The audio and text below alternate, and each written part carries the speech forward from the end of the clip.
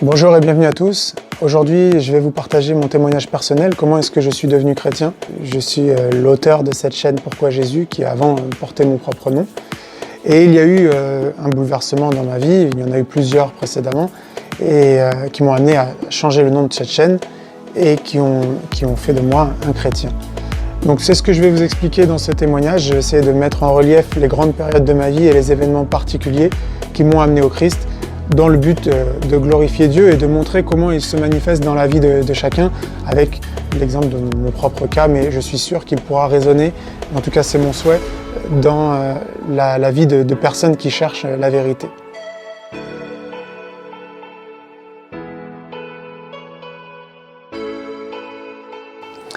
Donc je m'appelle Karim, j'ai 36 ans, je suis père de 2 petites filles. Je suis né en 1984 à Paris, au cœur de la République maçonnique qui est la France, dans une famille mixte. Mon père est français et ma mère est algérienne, qui est une famille aussi qui est athée. Je le précise, puisque du côté de mon père, il a reçu l'éducation catholique, mais il a rejeté pour des raisons qui lui appartiennent, sachant aussi qu'il est médecin, réanimateur, ce qui aide ou qui n'aide pas, selon la manière dont on voit les choses, à devenir athée. Ma mère, c'est un peu différent. Elle a été musulmane dans sa jeunesse, et puis elle aussi, elle a rejeté sa religion, l'islam, pour des raisons qui lui appartiennent aussi, sachant qu'elle aussi est dans le corps médical, elle est psychologue, donc la philosophie de Jung et compagnie, ce qui aide ou n'aide pas, selon la manière dont on voit les choses. Mais il s'agit là de mes parents, il ne s'agit pas de moi. Tout ça pour dire que je n'ai pas reçu d'éducation religieuse du tout, ce qui en plus a été renforcé par une éducation dans l'éducation nationale de la franc-maçonnerie, donc l'éducation publique en France. Donc ma vie en fait, elle s'est passée en 3 périodes. La première période, c'est lorsque j'étais athée et que mes croyances étaient amenées par mon éducation, par mes expériences. Puis à un moment donné, il y a eu un réveil qui m'a amené à chercher la vérité. Et la dernière période, la plus récente, c'est celle lorsque j'ai trouvé cette vérité qui est dans le Christ.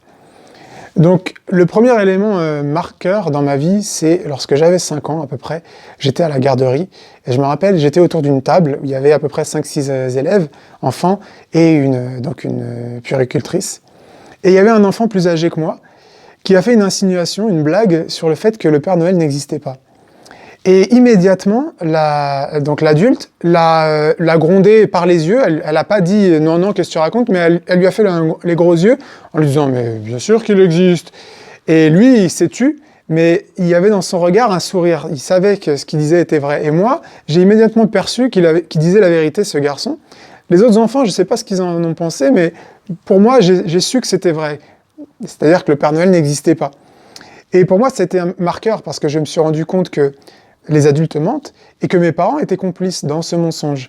Et ça m'a vraiment marqué, parce que ce jour-là, je me suis dit qu'il y a en fait des gens à qui on peut faire confiance, nos propres parents même, qui nous disent des choses qui en fait ne sont pas vraies. Et c'est resté en fait dans ma vie, où je me suis beaucoup posé cette question, est-ce que c'est la vérité ce qu'on est en train de me dire? Et donc ça, c'était un élément vraiment formateur. Un peu plus tard, je suis rentré dans l'école franc-maçonne de Jules Ferry. Jules Ferry qui est un grand franc-maçon qui a eu un rôle important pour sortir l'éducation religieuse dans l'éducation nationale. Et donc c'était une école Jules Ferry. Et ensuite je suis arrivé au collège, et là un autre élément marqueur m'a aussi formé. C'était la prof de français qui, je me rappelle, avait dit à des élèves qui étaient catholiques, parce que moi j'étais déjà athée à cette époque-là, mes parents ne m'avaient pas enseigné l'athéisme, on n'enseigne pas l'athéisme, mais malgré soi, on transmet à nos enfants les croyances qu'on a généralement. Et donc, cette prof s'adressait à des enfants qui étaient catholiques, et elle leur avait dit, enfin, elle avait dit à toute la classe, mais c'était parti d'une discussion avec ces enfants-là, que, en fait, toutes les religions, quand on commence à creuser, on s'aperçoit que c'est tous la même chose derrière. Et elle avait dit, mais je ne veux pas trop vous influencer, vous verrez quand vous serez plus grand. Mais déjà, l'influence avait été déjà donnée, parce que quand on est enfant et qu'on respecte, qu'on a comme figure d'autorité ses profs, et c'était le cas à cette époque-là, cette professeure, je l'aimais bien, je la respectais, bien, je me suis dit, ah, il y a quelque chose, toutes les religions sont la même chose. Et la même année, un prof d'histoire, qui s'appelait Madame Nedelec, nous parlait donc de l'histoire du monde, de l'histoire des différentes civilisations, et bien entendu, tout ce qu'on entend parler, c'est des guerres, des massacres, toutes sortes de meurtres. Et puis, pour la première fois, j'ai entendu de manière consciente la personne de Jésus. Ça a été dans ce cours d'histoire, où après nous avoir parlé un petit peu de l'histoire de l'Antiquité et de tout ce qui a amené jusqu'à l'Empire romain, elle nous a parlé de Jésus. Et la manière dont elle a présenté Jésus, ça m'avait vraiment révolté, moi, ça m'avait choqué. Elle a dit, voilà, Jésus est arrivé, et cet homme est arrivé pour donner des valeurs humaines à l'humanité. Et moi, j'avais aucune conception religieuse à l'époque, mais ça m'avait choqué, parce que les valeurs humaines, tout ce qu'on avait appris à l'école depuis ce moment-là, c'était des guerres, des meurtres et des trucideries. L'inverse de ce qu'est venu apporter Jésus, il n'est pas venu apporter des valeurs humaines, il est venu apporter des valeurs divines. Mais comme on était dans une école laïque, franc-maçonne, et voilà ce qu'on dit aux enfants. Jésus est venu apporter des valeurs humaines. Et moi, personnellement, ça m'a révolté. Je me suis dit, qu'est-ce que c'est que ce Jésus qui des valeurs humaines? Il n'y a pas de valeurs humaines. Les hommes sont des trucideurs, des mauvais, et voilà. Ça m'a vraiment marqué. En fait, c'était une fausse piste qui m'a été lancée à cette époque-là, inconsciemment, je pense, involontairement de la part de cette prof. Mais en tout cas, ça avait eu son influence. J'avance un petit peu dans mon parcours. J'arrive au lycée. Et puis, donc, à cette époque, j'étais adolescent. J'avais un petit peu une crise d'identité, en étant à moitié français, moitié algérien. J'étais français de naissance, mais j'avais la culture algérienne, la culture française. J'avais pas trop bien ma place. Je vivais en banlieue française, enfin en banlieue parisienne plutôt. Et donc, je me suis intéressé à l'islam à cette période-là, puisque j'avais aucune conception religieuse, beaucoup plus par, on va dire, un mimétisme social pour essayer de faire un peu comme les copains. J'avais beaucoup de copains musulmans. Et donc, je me suis intéressé à l'islam, et donc un ami, Mohamed, qui m'a parlé de l'islam, qui m'a expliqué comment devenir musulman, donc la profession de foi, ce que j'ai fait, et j'ai essayé de suivre le parcours, beaucoup plus par un vernis culturel, mais il y avait quand même un certain intérêt que j'ai fait. J'ai fait le ramadan pendant 3 ans. Mais au fond de moi, j'étais pas convaincu. C'était pas tout à fait authentique ce que je faisais, et j'avais pas l'impression de me connecter avec Dieu, si ce n'est avec la communauté des musulmanes. Et ça, en soi, ça avait son importance. De faire le ramadan, d'être en communion avec d'autres gens, c'était quelque chose d'important. Le fait de jeûner aussi, je trouvais que c'était important, ne serait-ce que de savoir ce que c'est que d'avoir faim, parce qu'il y a beaucoup de gens qui ont faim dans le monde, et puis aussi de se contrôler. Donc ça, c'était quelque chose de positif, mais au bout de 3 ans, j'ai laissé tomber. Juste avant ça, donc lorsque j'étais en terminale, il y a eu un événement marquant qui a été le 11 septembre. Et pour la première fois, j'ai vu donc à la télé ces tours et l'impact tout en haut de la tour, et quelques minutes après, la tour qui s'écroule. Et moi, ça m'avait vraiment perturbé. Je me suis dit, mais c'est bizarre, comment est-ce que la petite partie de l'immeuble en haut qui se serait écroulée aurait fait tomber tout le reste en dessous, comme un château de cartes. Et sur le coup, je me suis dit, il y a quelque chose qui ne va pas, mais j'ai pas creusé plus que ça, c'était l'année de la terminale, et puis en plus, à l'époque, je jouais aux jeux vidéo, donc je ne m'intéressais pas trop aux documentaires, etc. Mais en tout cas, ça m'avait marqué. Et puis, dans la même année, c'était la réélection de Jacques Chirac. Et je me rappelle très bien qu'à l'époque, jusqu'à aujourd'hui, mes parents regardaient le journal de 20h à la télé. Et moi, je le regardais avec eux. On le regardait le soir. Et je me rappelle que pendant pratiquement 3 mois, avant les élections présidentielles, il y avait tous les soirs pratiquement des reportages sur l'insécurité dans les banlieues. Et Jacques Chirac a été réélu sur un programme sécuritaire. Et bien entendu, le lendemain de l'élection, et les mois qui ont suivi, plus jamais un seul reportage sur l'insécurité dans les banlieues. Donc là, en fait, ça m'a aussi montré que cette télévision et ce journal de 20h, c'est vraiment, ils nous manipulent. Je m'étais rendu compte de ça aussi un petit peu avant, parce que comme j'étais un petit peu sensible par rapport aux problèmes du monde, je regardais la télé, et à l'époque, je pensais que c'était les hommes politiques qui allaient régler les problèmes. Mais à force de suivre les nouvelles, on s'aperçoit qu'il y a beaucoup d'hommes politiques qui sont envoyés en prison, qui sont condamnés, Et donc, en fait, beaucoup d'entre eux sont malhonnêtes, pas tous, bien entendu. Et donc, en tout cas, il y a un système qui est pas ce qu'il présente être vraiment. Et je suis sorti de ça assez rapidement. Autour de mes 18 ans, j'ai arrêté de regarder la télévision, surtout le journal de 20h, mais aussi le reste de la télévision. Je me suis détaché progressivement de ça. Donc ça, je pense que c'était, on va dire, la période dans laquelle j'ai reçu mon éducation, beaucoup plus par passivité que de manière proactive. Après le bac, j'ai fait des études en classe préparatoire, donc maths sup, maths spé, option physique. et j'ai préparé un concours pour des écoles de commerce. Ensuite, il y a eu une période de transition où, lorsque j'ai fini la classe préparatoire, je suis arrivé en école de commerce et là, j'avais beaucoup plus de temps qu'avant. Et j'ai commencé un petit peu à me poser des questions, à m'intéresser, à regarder des documentaires. Et je suis tombé sur des documentaires, notamment sur les documentaires sur le 11 septembre. Donc je me suis aperçu qu'effectivement, mon intuition était bonne. C'est impossible qu'un immeuble tombe de cette manière-là. Donc il y avait tout un tas de théories derrière sur ce qui se passe, qui avait amené cet attentat, pourquoi, etc. Beaucoup de choses là-dedans. Parallèlement à ça, j'ai continué mes études et j'ai fait ensuite, je suis parti aux États-Unis pendant 1 an, à Virginia Tech. À l'époque où il y a eu la fusillade, j'étais dans cette université. Et là-bas, j'ai appris beaucoup plus en détail sur la finance, mais mes yeux se sont aussi ouverts sur une autre façon de vivre. Parce que quand on voyage, on dit les voyages formatent la jeunesse. C'est vrai, parce que quand on voyage, on s'aperçoit qu'il y a d'autres manières de voir le monde et de vivre au sein des États-Unis avec ces Américains, mais aussi tout un tas de cultures différentes qu'il y avait dans cette université. Ça m'a permis de voir que la vision française, bien centrée dans franco-française, on a toute la vérité. Je me suis aperçu que c'était encore une fois une forme propagande de l'éducation nationale. Et puis, dans mes études de finance, je me suis aperçu aussi de comment fonctionne le système financier, la création monétaire, parce que c'est quelque chose que j'ai appris à l'école. Peu après ça, je suis revenu en France et j'ai trouvé un travail dans la finance. Et à ce moment-là, j'étais vraiment malheureux à cette époque-là, aussi bien au niveau personnel que professionnel. Ma vie était pas très agréable et disons que je noyais un petit peu mon chagrin dans l'alcool, chose que j'avais aussi appris dans ma jeunesse, dans mes études, mais aussi aux États-Unis, où l'alcool c'est quelque chose de très prédominant, surtout sur les campus universitaires. Et donc j'avais ce vice aussi. Et à un moment donné, je me suis dit, il faut que je change quelque chose.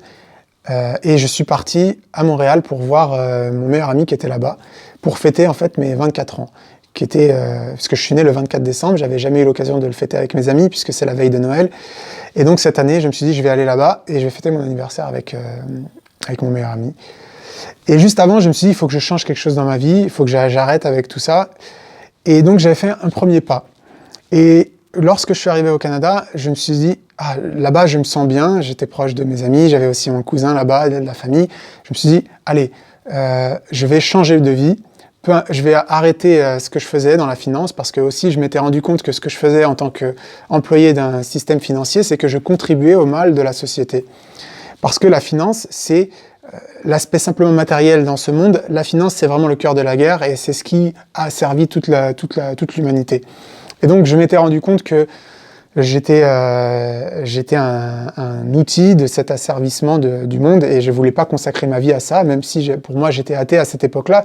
Ma vie n'avait pas d'autre sens que mes propres désirs personnels, mais pourtant, je voulais pas consacrer ma vie à ça. Et donc, je me suis dit, quand j'étais au Canada, eh bien, je vais changer ma vie, je vais redémarrer au Canada et je vais faire autre chose. Et juste après avoir pris cette décision, j'ai rencontré ma future femme à Montréal, dans des circonstances très, on va parler de hasard à l'époque. Et voilà, c'était pas un hasard, bien sûr, c'était la main de Dieu derrière, mais à l'époque, c'était pour moi un grand hasard important. Je suis rentré en France et progressivement, donc j'ai quitté cet emploi et j'ai eu en fait une période d'1 an et demi avant de partir au Canada où je repartais pour faire des études, pendant lequel j'avais le chômage puisque c'était tombé lors de la crise financière de 2007 et donc j'avais été licencié économiquement. Donc j'avais le droit au chômage pendant à peu près 1 an, ce qui m'a permis de voyager aussi et de prendre le temps de réfléchir et de regarder beaucoup de documentaires encore. Et là, je suis tombé sur un documentaire qui s'appelle le Zeitgeist, qui parlait de trois parties importantes. Une partie sur les attentats du 11 septembre, une partie sur le système financier et une partie sur les religions. Et moi, je savais déjà que le 11 septembre, c'était une arnaque. Je savais aussi que le système financier, c'était la création monétaire, mais je ne savais pas à quel point c'était une arnaque. Et ce documentaire parlait du système financier, à quel point il nous asservissait. Donc ces 2 points-là validaient la vérité que je connaissais déjà par un autre biais. Et donc, dans la 3e partie, lorsqu'il parlait des religions, il montrait que toutes les figures religieuses sont en fait l'image du soleil et que Jésus est aussi l'image d'un soleil. Et j'ai cru que c'était vrai et que donc toutes les religions, en fait, c'est la même chose et qu'il y a derrière des symboles, et le soleil ou autre, selon les religions.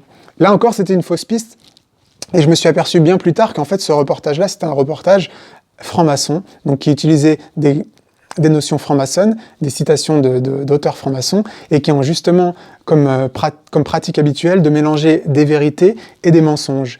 Et là, le but, c'était de nous éloigner du christianisme et de présenter encore une fois un mensonge sur le christianisme, puisque non seulement Jésus n'est pas né le 25 décembre, donc l'allégorie du soleil dans le christianisme c'est complètement faux, puisque l'idée du 25 décembre, ça a été amené dans quelques siècles après que Jésus soit venu sur Terre. Il est né beaucoup plus probablement autour de août-septembre, mais bon.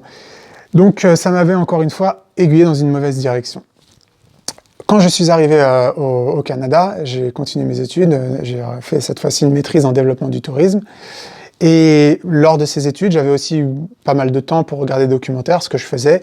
Et on regardait avec donc ma future femme, on regardait des documentaires notamment sur ce qui s'appelait I Shouldn't Be Alive.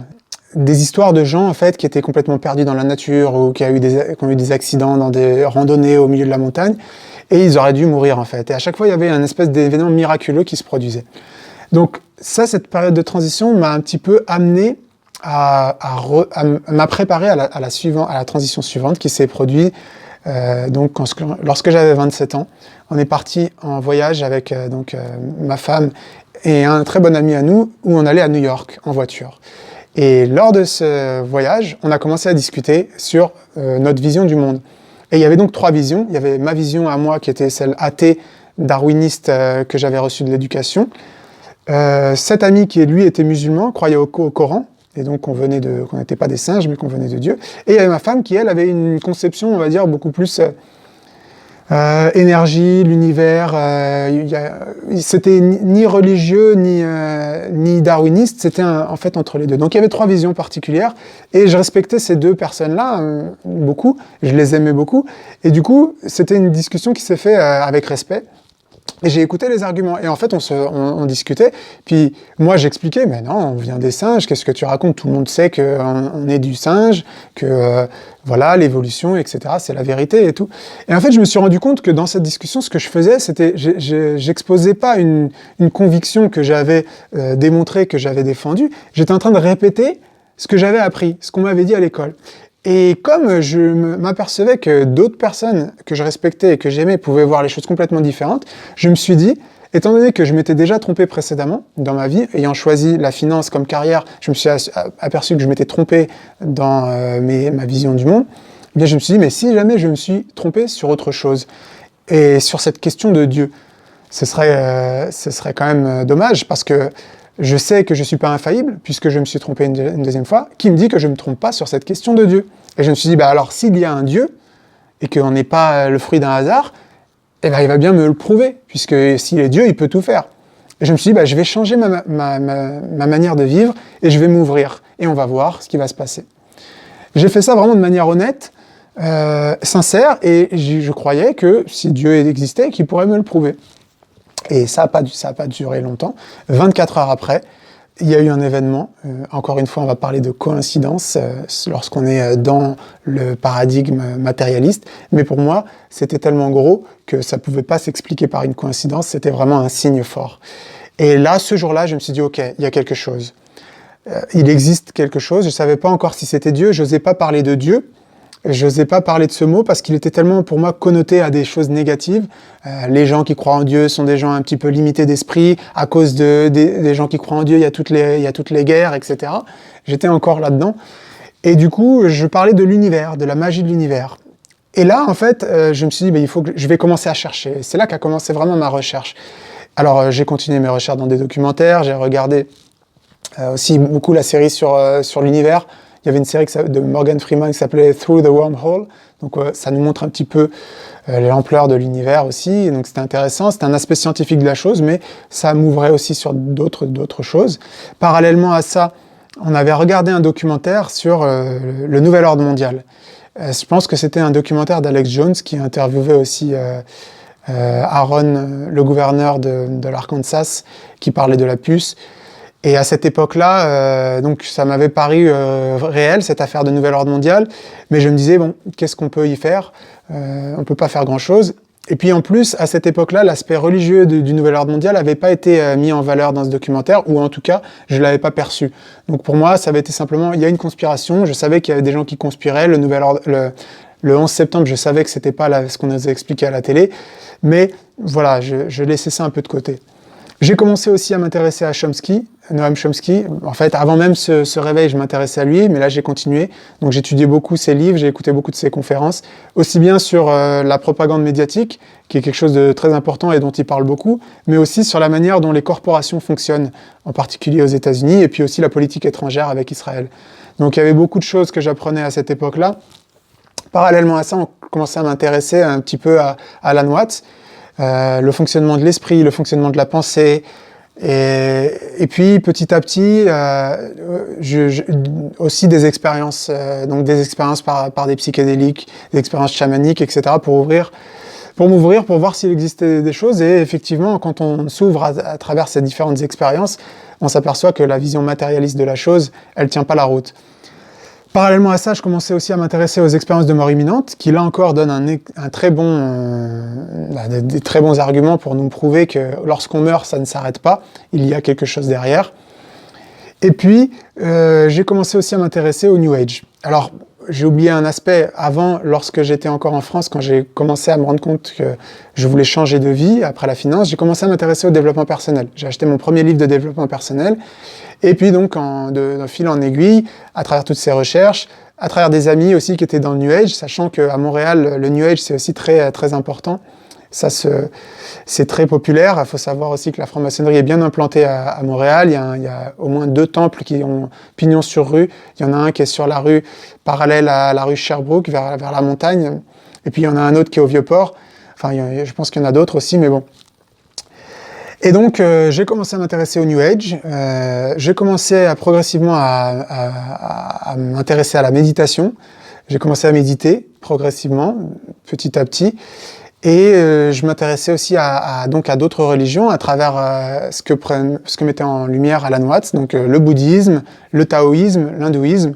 Je commençais à comprendre bien un petit peu cette vision du monde, et ça me plaisait en fait, parce qu'à l'époque, moi, j'avais rejeté aussi bien l'Église catholique à cause des scandales des papes, des pédophiles et de l'Inquisition, mais aussi l'islam à cause des terroristes en Algérie. Un petit point aussi que j'ai oublié de dire lorsque j'étais jeune, quand j'étais au lycée, lorsqu'il y a eu l'attentat du 11 septembre, à cette époque-là, on nous a imposé de faire 3 minutes de silence. Et moi, ça m'avait révolté parce que ça faisait à peu près peut-être 10 ans qu'il y avait du terrorisme en Algérie et que c'était des terroristes musulmans qui avaient tué plus de 100 000 personnes et dans des conditions vraiment atroces. Et on n'a jamais fait la moindre minute de silence pour ces victimes, qui sont pourtant des victimes de ce même terrorisme islamique. Et là, on nous a imposé 3 minutes de silence. J'ai trouvé que c'était vraiment scandaleux qu'on valorise les vies des Américains autrement que celles des musulmans qui se font tuer en Algérie. Bon, bref. Donc, tout ça pour dire que j'étais au départ plus attiré par le bouddhisme, qui se présente comme une philosophie. En réalité, c'est une religion, mais c'est comme ça qu'on le présente au départ. L'hindouisme, toutes ces choses-là qui me plaisaient. Et de fil en aiguille, j'ai commencé à m'intéresser aussi à Terence McKenna, qui parlait des psychédéliques, de la conscience, de tout ce qui se passe, etc. Et arrivé à peu près à ce moment-là, ma femme et moi, on avait construit une entreprise ensemble qui avait bien fonctionné, mais on commençait à un petit peu caler dans notre vie. Ça nous manquait un petit peu de sens, et on s'est dit qu'on allait complètement changer de vie et partir en Espagne. C'est où on pensait vivre notre vie. Et donc, on s'est mariés, on a décidé de vendre l'entreprise, enfin de liquider l'entreprise, et de partir en voyage pendant 6 mois en Amérique du Sud, apprendre l'espagnol, mais aussi faire une expérience chamanique avec l'ayahuasca, puisqu'on en avait entendu parler dans des documentaires. Et c'est là où je pensais pouvoir confirmer de manière absolue l'existence du plan des esprits, de Dieu et tout ça, parce que aussi bien j'avais pris conscience qu'il existait bien un Dieu, une intelligence, un univers. Lorsque j'ai entendu parler de l'ayahuasca, comme quoi on pouvait voir des esprits, je me suis dit, là, il n'y a aucun doute. Si on voit les esprits, c'est bien qu'on est des esprits et qu'on vit de manière éternelle, etc. Donc c'était aussi ça l'objectif de ce voyage. C'est ce qu'on a fait, on est parti donc pendant 6 mois en sac à dos. Et c'était aussi l'occasion de réfléchir sur notre vie, qu'est-ce qu'on allait faire de notre vie. Et puis on a fait cette expérience donc d'une retraite chamanique avec l'ayahuasca. Et pendant cette retraite-là, j'ai eu l'idée d'écrire un livre. Et j'ai aussi vu certaines choses, avec notamment des esprits, on va dire des démons, qui m'ont montré la réalité de cette chose-là. Mais ce n'était pas l'objet de mon livre, c'était beaucoup plus d'écrire un livre de développement personnel. Et c'est donc à cette période-là que je me suis intéressé de plus en plus à Manly P. Hall, à d'autres écrivains. Et en fait, à chaque fois, j'ai trouvé un petit peu plus des éléments sur la nature de cette réalité, mais j'avais pas trouvé, je cherchais encore. Et à cette époque-là, je me suis dit, il faudrait que je lise la Bible, puisque je connaissais un peu maintenant le taoïsme, l'hindouisme, le bouddhisme, je connaissais un peu l'islam, mais la Bible, je connaissais pas très bien. Et donc, j'ai demandé à quelqu'un, il m'a dit, il faut lire les 4 évangiles. Donc, j'ai lu les 4 évangiles, et c'est tout. J'ai pas lu le reste, en fait. Ça m'avait donné une notion intéressante sur qui était Jésus, mais sans vraiment comprendre tout le reste. Parallèlement à ça, j'avais étudié le spiritisme, où je suis tombé sur les livres d'Allan Kardec, donc j'ai lu tous ces livres, et beaucoup d'autres livres spirites, où, si vous connaissez un peu le spiritisme, on attache une grande importance à la personne de Jésus. Et donc moi, je m'étais aussi attaché à la personne de Jésus, sachant aussi que je suis né le 24 décembre, et donc toute ma vie on m'a dit « Ah, mais t'es né comme le petit Jésus ». D'abord je disais « Non, Jésus il est né le 25 ». Sachant que maintenant, aujourd'hui, on sait bien que Jésus n'est pas né le 25, mais bon, je disais toujours, non, lui c'est le 25, moi c'est le 24. Mais bon, bref, j'avais une certaine affinité avec Jésus, qui a été renforcée par ses lectures spirites, et qui a été aussi renforcée par les lectures New Age, et même des lectures de courant hindouiste, donc je parle là de Yogananda. J'ai lu à cette époque-là l'autobiographie d'un yogi de Yogananda, et 2 pavés qu'il a écrits, l'un sur l'explication de la Bhagavad Gita, et l'autre sur la résurrection du Christ en nous. Et dans ce livre-là, il présentait Jésus comme un maître ascensionné, enfin plutôt comme un avatar de Dieu, comme Krishna en était un, comme Yogananda en était un, comme Sri Yukteswar, Babaji, etc. Et Jésus, c'était simplement un personnage dans une suite d'incarnations de Dieu sur Terre. Donc là encore, Jésus était mis en valeur. Bien sûr, c'est une manière trompeuse de le présenter, mais en tout cas, ça mettait encore Jésus en valeur. Et puis, dans la littérature New Age, bien entendu, Jésus, c'est un maître ascensionné. Et lorsque j'ai étudié plus en détail les conférences de Manly P. Hall, je suis tombé sur ce mensonge qui dit que au Concile de Nicée, les évangiles gnostiques ont été écartés pour remettre les fameux évangiles Marc, Matthieu, Luc et Jean, qui, eux, ne sont pas du tout gnostiques. Ça, je me suis aperçu plus tard que c'est complètement faux. Non seulement les 4 évangiles datent de l'époque des apôtres, et on le sait aujourd'hui, les manuscrits sortent de plus en plus, on fait des découvertes et on voit qu'ils sont de plus en plus vieux, mais il y a d'autres raisons aussi pour l'expliquer. Mais en plus, cette histoire du Concile de Nicée est complètement fausse. J'en ai parlé dans une autre vidéo, donc si ça vous intéresse, allez voir.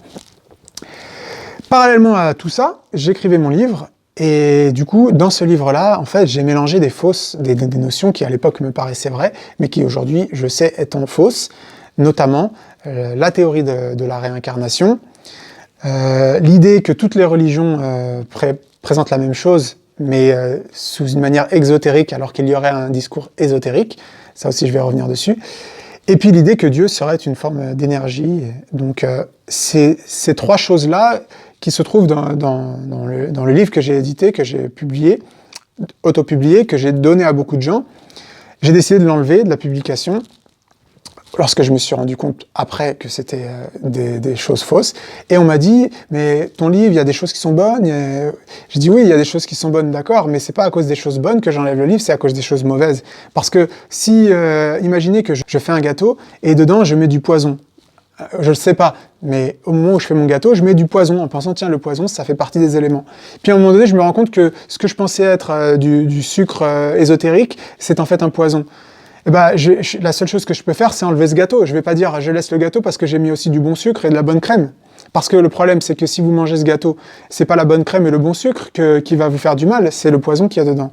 Et donc c'est de cette façon dont je vois ce qui est écrit dans ce livre, et c'est pour ça que je l'ai enlevé de la publication. Et c'est pour ça aussi que j'ai fait toutes ces vidéos pour expliquer ces thèmes-là. Donc voilà, ça m'a amené à écrire ce livre, dire ces choses-là. Et puis j'ai ouvert la chaîne YouTube pour partager un petit peu les conférences, les notions spirituelles que je trouvais dans ces livres, dans ces conférences, que je trouvais importantes, que je trouvais pouvaient aider l'humanité. Parce qu'à cette époque-là, je pensais que le problème de l'humanité, c'était qu'en fait, on s'était déconnecté du divin, et que c'est à cause de ça que les hommes ne sont pas moraux, et que du coup, on a des inégalités, des guerres, des hommes corrompus, des conspirations, etc. Et donc la meilleure manière d'y arriver, à changer ce monde, c'était de se changer individuellement en se connectant à la spiritualité. Peu importe le nom de la spiritualité, peu importe la religion, du moment qu'on se connecte à Dieu, si Dieu il est dans toutes ces religions, eh bien on arrivera à avoir une terre qui fonctionne mieux. Et c'était dans cette optique-là que j'ai fait cette chaîne YouTube, qui s'appelait donc au départ, c'était mon nom d'auteur, donc Miracle du Haluok, c'était mon nom à l'envers.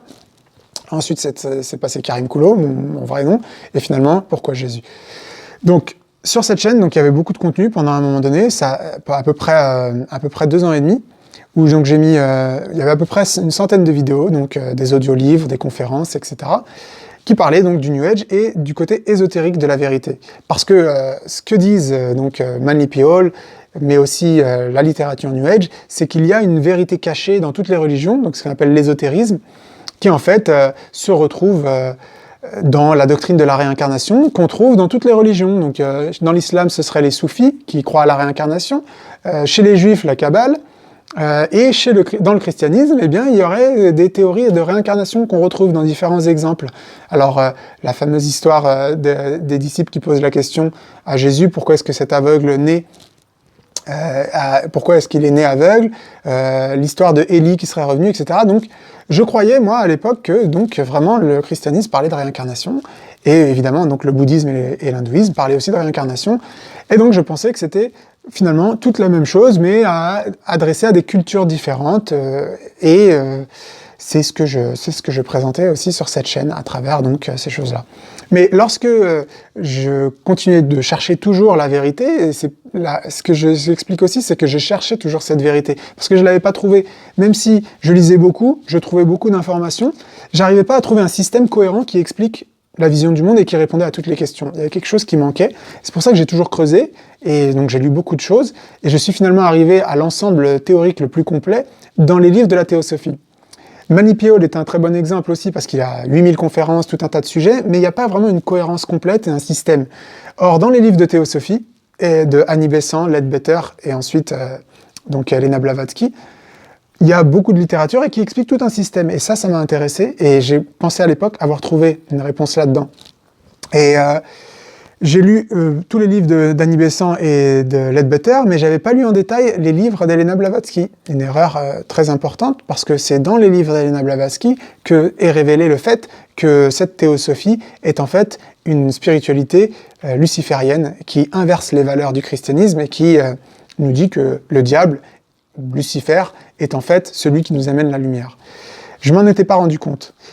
Et donc, parallèlement à cette recherche, intérieurement, avec la méditation, avec le développement personnel que j'avais fait, avec tout un tas de choses, les pratiques que j'avais fait, j'avais d'une certaine manière transformé ma vie par rapport à lorsque j'étais athée, lorsque j'étais adolescent ou étudiant, quand j'avais la vingtaine, je buvais de l'alcool, j'étais agressif, j'avais volé beaucoup de choses quand j'étais jeune, enfin j'avais fait beaucoup de bêtises.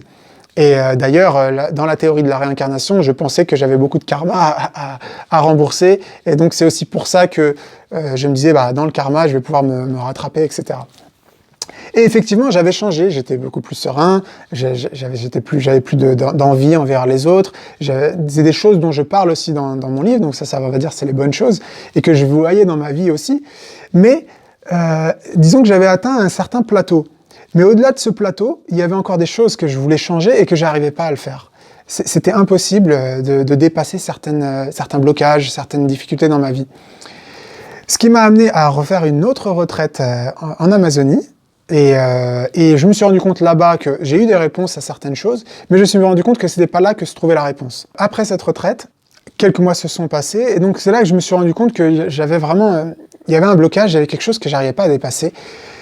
Et le paradoxe, c'est que je parlais de ces enseignements ésotériques, de la réincarnation, du New Age, etc., qui en fait disent que on est Dieu et qu'il faut se réveiller. Mais parallèlement à ça, moi, ça faisait donc 5 ans que je méditais une demi-heure par jour, mais aussi que je priais Dieu tous les matins. Je remerciais Dieu pour ma vie. Et donc je voyais pas l'incohérence, je l'avais pas perçu entre prier un Dieu extérieur et faire ces pratiques qui nous amènent à dire qu'on est Dieu nous-mêmes. Mais en tout cas, c'est ce que je faisais. Et donc, Un jour, j'étais pas bien et je me suis rendu compte que j'avais un problème et que j'arrivais pas moi-même à me sortir de moi-même en fait, hein, à devenir meilleur. Il y avait quelque chose qui n'arrivait pas et je me suis tourné vers Dieu. On va dire, j'ai crié à Dieu. Je lui ai dit aide-moi, j'y arrive pas tout seul. C'est comme on dit cry out to God, mais c'était vraiment ça. Et je me suis libéré comme ça. Je me suis ouvert à lui. Et quelques jours après, en faisant des recherches, je suis tombé sur un site qui mettait des vidéos, et il y avait des films gratuits. Et j'ai regardé des films, et c'était des films chrétiens. Et ces films-là m'ont beaucoup touché, ils m'ont parlé. Il y a quelque chose qui me... Ça parlait à une partie de moi profonde, et ça m'a attiré vraiment. Et donc, ça m'a amené à écouter les prêches d'un pasteur qui parlait de l'histoire de Joseph en Égypte. Et ça m'a beaucoup intéressé. Et à la fin de cette prêche, il a dit, si vous voulez accepter Jésus dans votre cœur, répétez après moi. Et moi, je l'ai fait. J'ai dit oui, Jésus vient dans mon cœur. Et j'ai répété cette prière. Et en fait, c'était une forme de fausse conversion. On pourrait en reparler dans d'autres circonstances. La fausse conversion où on croit qu'on a juste dit Jésus vient dans mon cœur et on est devenu chrétien. Allez, je ne me voyais pas chrétien d'ailleurs. Je pensais juste que Jésus allait devenir mon guide. Et c'est ce que j'ai fait. Et c'est ça le problème de ces faux prêches, de ces faux pasteurs, pour le coup, il s'agissait de Joel Osteen, à la fin de cette conférence, qui, d'ailleurs, un indice fort, j'ai traduit cette conférence, et je l'ai mis sur YouTube, j'ai voulu la mettre, et immédiatement, elle a été interdite pour copyright. Donc si vous avez comme intérêt de propager la vérité du Christ, pourquoi est-ce que vous mettriez du copyright? Donc ça aussi, ça m'a donné un petit indice, mais bon. Donc voilà, j'ai accepté Jésus dans mon cœur, et j'ai continué comme avant. Et 3 mois se sont écoulés, et arrivé en mars, le Covid, le confinement. Et lorsque le confinement est arrivé, quand ce Covid est arrivé, immédiatement, pour moi, il y a eu un signal d'alarme, c'était nouvel ordre mondial. Parce que le fait que partout dans le monde, on commence à confiner de la même manière, on bloque tout pour un virus, alors que la plupart des gouvernements ont qu'un seul intérêt, c'est d'asservir leur population, surtout dans les pays du tiers-monde, ils en ont rien à faire de leur population, et là, d'un seul coup, ils vont se protéger pour un virus. Donc il y avait quelque chose de louche, et immédiatement, je me suis dit, ça sent le nouvel ordre mondial. Au départ, je suis un petit peu réagi comme tout le monde. J'ai même fait des vidéos pour parler de ça. Puis quand je me suis rendu compte que ça allait durer beaucoup plus longtemps que ce que je pensais, j'ai pris un peu de recul par rapport à tout ça. Et je me suis dit, bon, je vais revenir un petit peu aux essentiels. Et j'avais eu l'idée depuis un certain moment de faire une série sur la théosophie, pour expliquer les enseignements de la théosophie. Parce que j'avais fait précédemment une série sur les enseignements ésotériques. Et là, je voulais donner un peu plus condensé du point de vue de la théosophie. Et donc, j'ai fait cette série-là. Et parallèlement à ça, donc j'ai commencé à faire ces épisodes. Et à un moment donné, j'ai commencé à lire les livres d'Elena Blavatsky. Alors qu'avant, j'avais lu seulement ceux de Annie Besant et de Leadbeater. Et dans un livre d'Elena Blavatsky, il est dit qu'il ne faut pas prier. Et là, ça m'avait troublé, parce que moi, j'avais l'habitude de prier. On priait à table, au repas avec ma femme. Et là, je me dis, il faut pas prier. Donc, je trouvais ça bizarre. Ça m'a un petit peu perturbé. Et puis ensuite, je commençais à chercher sur la magie noire et la magie blanche. Je voulais faire un épisode là-dessus. Et je m'apercevais que tous les exemples qui étaient donnés pour la magie noire, c'était des choses qui étaient cohérentes, des magiciens noirs, des gens, Aleister Crowley, tout ça, des gens mauvais. Mais par contre, les magiciens blancs, il n'y en avait pas beaucoup. Et les seuls exemples qui étaient donnés dans cette littérature, c'était Moïse et Jésus. Mais pour moi, Moïse et Jésus, c'était pas des magiciens. Alors Jésus, j'avais une vision un peu troublé de lui, c'était un maître ascensionné, un guide ascensionné, mais Moïse, pour moi, c'était un prophète, c'était pas un magicien, donc je trouvais ça bizarre aussi. Et parallèlement à ça, en réfléchissant un peu sur ce qui se passait, le nouvel ordre mondial, j'ai eu l'intuition de chercher sur le nouvel ordre mondial et les anges déchus. Et c'est en cherchant sur ce sujet que je suis tombé sur un documentaire qui s'appelle The Age of Deceit, donc l'âge de la tromperie, le nouvel ordre mondial et les anges déchus. Et c'était un documentaire qui durait 3 heures à peu près, et il y avait beaucoup de références bibliques qui expliquaient un petit peu tout le principe de la tromperie du diable, en fait, avec les anges déchus, et ce nouvel ordre mondial qui amènerait l'arrivée du règne de l'Antéchrist. Et il y avait énormément de références bibliques, des versets bibliques que je ne connaissais pas, mais aussi des références à la théosophie de Blavatsky et de Maniol, en montrant qu'ils étaient lucifériens. Et là, ça m'a troublé parce que je me suis dit, je savais que j'avais entendu parler de la franc-maçonnerie et que Manly P. Hall avait été aussi franc-maçon. Mais j'avais pas fait le lien parce que je connaissais pas ce que c'était la franc-maçonnerie. Et donc je savais que c'était vrai ce qui était dit dans ce documentaire par rapport à la franc-maçonnerie. Mais qu'il soit luciférien, ça je savais pas. Parce que j'avais pas lu le livre de Manly P. Hall qui dit directement que l'énergie de la franc-maçonnerie, c'est l'énergie luciférienne, et j'avais pas lu la doctrine secrète d'Elena Blavatsky dans lequel il est écrit que le dieu de ce monde, c'est Lucifer. Je me suis aussi rendu compte que je ne connaissais pas la Bible. Ce que je connaissais, c'était simplement le Jésus dont on me parlait dans ces différents livres, les 4 évangiles que j'avais lus, mais j'avais pas lu la Bible, l'Ancien Testament, et le lien entre l'Ancien Testament et le Nouveau Testament. Alors, j'ai été troublé, et je suis allé vérifier immédiatement ce que c'était, et je me suis rendu compte qu'effectivement, Elena Blavatsky dit que le diable, c'est Lucifer.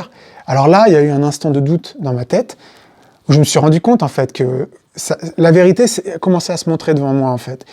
Et immédiatement, je me suis rendu compte que oui, c'était vrai, et que du coup, toute la théosophie, c'est luciférienne, mais aussi tout l'enseignement qui va derrière, donc tout le contenu pratiquement tout le contenu qu'il y avait sur ma chaîne, mais aussi mon livre, et tout ce que j'étais en train de faire. Et donc, il y a eu un instant dans ma tête où je me suis dit, non, c'est pas possible. On va dire un mécanisme de protection. Je vais pas... Tout ça, je me suis trompé à ce moment-là. Mais étant donné que je m'étais déjà trompé plusieurs fois, j'ai l'habitude de me tromper, et ça me fait pas peur de laisser tomber tout ce dans quoi j'ai investi. 5 ans d'études pour faire un MBA en finance, ça m'a pas dérangé de jeter tout ça lorsque je me suis rendu compte que c'était faux.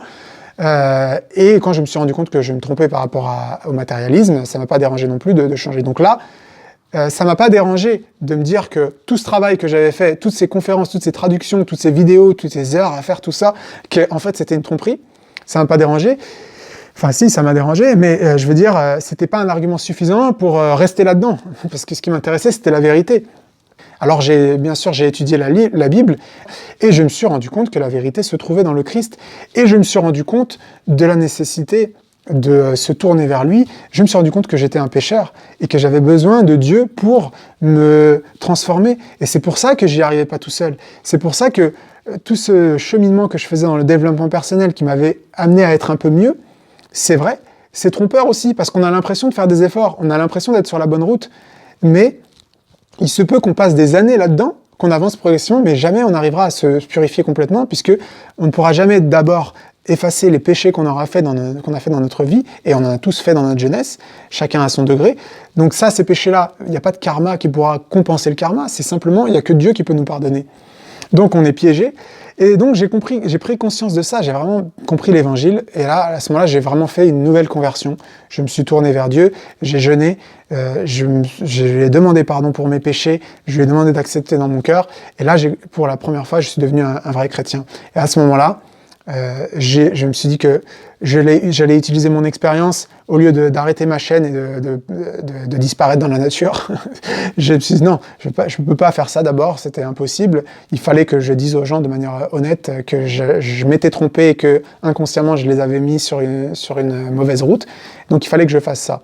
Donc j'ai fait des vidéos pour expliquer la tromperie de la théosophie, et ensuite j'ai construit donc la théorie sur le piège du New Age pour expliquer un petit peu ce cheminement et la tromperie pour que d'autres gens puissent, ceux qui sont intéressés à la vérité, et parce que là je précise c'est important parce qu'il y a des gens qui ne sont pas intéressés à chercher la vérité, ils sont intéressés à être confortables. Ils préfèrent un mensonge confortable, qui en fait n'est pas confortable, à une vérité dérangeante. La vérité dérangeante, c'est qu'on s'est trompé, mais aussi que le monde dans lequel on est, c'est un monde déchu qui est dominé par le diable, ses anges déchus et les hommes qui sont à sa solde. Et ça, c'est dérangeant comme réalité, parce que bien sûr, il y a tout un tas de répercussions, il y a tout un tas de conséquences. Et c'est pour ça qu'il est, d'une certaine manière, trouver les preuves de la vérité, c'est difficile dans ce monde où il y a tellement de confusion, où il y a tellement de fausses pistes, donc c'est pas facile de trouver la vérité, surtout quand on est conditionné à ne pas l'accepter, cette vérité, car tout est fait dans ce monde pour nous détourner du Christ, pas des autres religions. On ne cherche pas à nous détourner de Bouddha, de Krishna, de l'islam, etc. Mais c'est vraiment du Christ dont il s'agit. Alors, lorsque j'ai compris que, que la vérité se trouvait en Christ, eh bien, j'ai fait la même chose aussi. Donc, j'ai supprimé l'ensemble de mes vidéos. Alors, on m'a fait les mêmes objections. Oui, mais il y a des bonnes choses dans tes vidéos. C'est vrai, mais pour la même raison que le gâteau avec du poison et du sucre, eh bien, j'enlève le gâteau, eh bien, j'ai enlevé ces vidéos-là. Un instant, j'ai pensé les laisser parce que d'une certaine manière, ça pouvait amener des gens qui seraient attirés par le New Age par ces vidéos-là et pour pouvoir ensuite leur expliquer le piège de ce New Age. Le problème, c'est que les vidéos qui sont publiées, il y a des gens qui les voient et qui ne sont pas abonnés à la chaîne et donc qui pourraient se laisser influencer. Et moi, je ne voulais pas avoir la responsabilité de laisser des vidéos trompeuses sur des faux enseignements, et donc je les ai enlevés, même si ça m'a fait perdre du référencement, etc. C'était pas important ça. Et depuis, eh bien, je suis devenu chrétien, et depuis que j'ai trouvé la vérité en Christ, j'ai enfin trouvé ce que je cherchais. C'était une recherche d'à peu près 7 ans, assez vraiment intense, puisque à l'époque je n'avais pas d'enfants. Lorsqu'on avait une entreprise, on était relativement libre, on avait beaucoup de temps, donc j'avais passé beaucoup de temps à lire, à étudier, à chercher, à faire beaucoup de choses. Et c'est vraiment l'aboutissement d'une recherche de 7 ans. Et il y a cette paix qui entre en nous. Lorsqu'on devient chrétien, lorsqu'on donne sa vie au Christ, on comprend qu'on est sauvé et on comprend tout ce qui se passe autour. Le puzzle, en fait, se reconstruit et on comprend mieux, en fait, dans le monde dans lequel on vit. Mais maintenant, la paix, elle a une contrepartie, c'est que du coup, alors que précédemment, lorsque je croyais à la réincarnation au New Age, eh bien, je pouvais sourire avec un petit sourire condescendant envers ceux qui ne sont pas encore dans la spiritualité. Je me dirais, oh, c'est pas grave, eux, ils comprendront la spiritualité dans leur prochaine vie. Et j'étais pas trop inquiet pour leur salut. Maintenant que je suis chrétien, je suis troublé pour les membres de ma famille ou de mes amis ou même des proches ou même les gens que je connais pas qui seront perdus. Parce que ce que dit la vérité, c'est qu'il n'y a qu'une seule manière d'arriver au paradis, c'est par le Christ. Et ceux qui ne l'acceptent pas ne feront pas partie du paradis, ne feront pas partie de la Nouvelle Jérusalem, ne feront pas partie de l'humanité qui aura obtenu son salut. Et donc, on a ce problème de comment est-ce qu'on peut évangéliser, partager la parole avec nos proches. Et c'est là que les versets de la Bible montrent encore une fois leur vérité, c'est que Jésus n'est pas venu apporter la paix, il est venu apporter l'épée. L'épée, c'est mal interprété en disant, vous voyez, Jésus il est venu amener l'épée. Mais l'épée, c'est le glaive qui sépare dans les familles. Un père sera contre son fils, sa belle-mère contre sa belle-fille, les amis contre les amis. Et c'est ça, en fait, le problème. C'est que quand on commence à vouloir partager l'évangile, on s'aperçoit qu'il y a des gens qui ont des résistances fortes. Ceux qui sont athées, ils ont leur résistance pour certaines raisons. Et dans mon cas, moi, dans mon entourage, j'ai des athées, j'ai des New Agers, mais j'ai aussi des musulmans. Et c'est problématique parce que quand on commence à parler de ces choses-là, avec des athées, ils veulent pas en entendre parler parce qu'ils aiment pas Dieu. Souvent, c'est ça le problème, hein, c'est qu'ils ont vraiment une rage contre Dieu. Et ils finissent par vous bannir. Je veux plus te parler. Je veux plus parler avec toi parce que tout ce que tu sais, c'est de me parler de Dieu. Et bien sûr, quand on a le Christ en nous, eh bien, il n'y a que ça qui compte. Parce que c'est vraiment le seul but de cette vie, c'est de trouver Dieu. L'enfer, c'est pas un mirage, c'est une réalité. Donc, on a envie de partager ces choses-là. Et ça crée des conflits quand on le fait. Alors, certaines personnes décident de ne pas le faire. Je ne juge personne, mais en tout cas, moi, c'est ce que j'ai constaté dans ma transformation, c'est que ça crée beaucoup de conflits et il y a des séparations qui se font.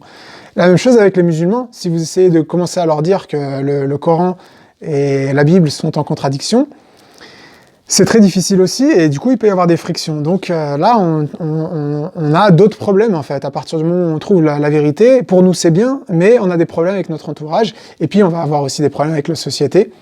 Et finalement, pour conclure, quand on devient chrétien, en fait, le paradoxe qu'il y a, c'est que la nature humaine, ce qui fait qu'elle est déconnectée de Dieu, c'est que c'est une nature pécheresse, elle est rebelle face au plan de Dieu. Et c'est cette nature rebelle en nous qui nous amène à la perdition. Mais cette nature rebelle, c'est cette nature, en fait, qui est la nature conformiste dans le monde actuel. Parce que le monde, il rejette Dieu de manière générale. Donc lorsqu'on est conforme avec la logique de ce monde, avec l'intelligence du monde, quand on est conformiste, on est en fait rebelle. Et quand on devient chrétien, en fait, on devient obéissant au plan de Dieu, on devient conformiste vis-à-vis des lois de Dieu, mais ça fera de nous un rebelle, cette fois-ci non plus face à Dieu, mais face à la société. Et on va le voir de plus en plus, parce que de devenir un chrétien et de s'attacher à la vérité va devenir de plus en plus compliqué, parce que les valeurs chrétiennes et les valeurs de la Bible sont parfois en contradiction directe avec les valeurs que la société est en train de nous instaurer. Finalement, c'est un appel à la rébellion, le christianisme, cette fois-ci non plus une rébellion vis-à-vis de Dieu, mais une rébellion vis-à-vis de ce monde et de cette fausse doctrine et de cette fausse éducation qui nous est implantée dès l'enfance. Voilà, j'espère que ce témoignage vous donnera envie aussi de partager votre cheminement. S'il y a en vous des gens qui voient cette vidéo, des gens qui ont trouvé le Christ aussi en venant de fausses religions ou de fausses spiritualités. Si vous avez envie de partager, si vous pensez avoir une histoire intéressante à raconter, eh bien n'hésitez pas à me contacter. J'ai l'intention de faire une série de vidéos où on fera des discussions. J'interrogerai des gens qui ont trouvé le Christ aussi, parce que c'est ce que nous demande aussi Dieu, de témoigner de sa parole, de témoigner devant les hommes, comment est-ce qu'on l'a trouvé, comment est-ce qu'il est venu dans notre vie. Et donc c'est ce que je fais dans ce témoignage-là, je réponds à sa demande, mais j'espère aussi donner l'envie à d'autres de le faire. Si ce n'est pas dans votre sphère personnelle, dans vos rencontres de tous les jours, si vous voulez le faire par vidéo, en discussion, eh bien n'hésitez pas à m'envoyer un email, vous trouverez mon email dans la page à propos de cette page, de cette chaîne YouTube. Voilà, merci pour votre attention et que Dieu vous bénisse et à la prochaine.